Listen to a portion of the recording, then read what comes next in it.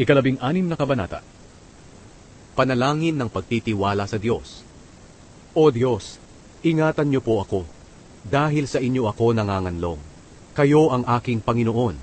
Lahat ng kabutihang nakamtan ko ay mula sa inyo. Tungkol sa inyong mga taong banal na nasa lupain ng Israel, lubos ko silang kinalulugdan. Ngunit ang mga sumusunod sa mga Diyos-Diyosan ay lalong mahihirapan. Hindi ako sasama sa paghahandog nila ng dugo sa kanilang mga Diyos-Diyosan, at ayaw kong banggitin man lang ang pangalan ng mga ito.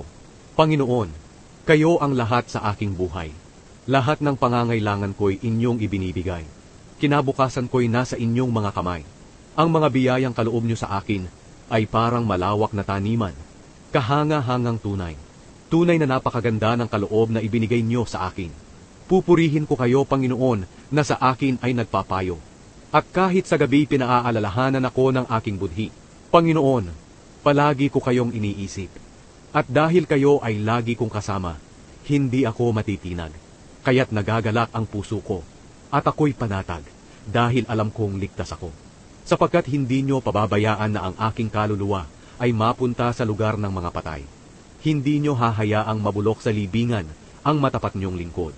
Itinuro nyo sa akin ang landas patungo sa buhay na puno ng kasiyahan. At sa piling nyo, aking matatagpuan ang ligayang walang hanggan.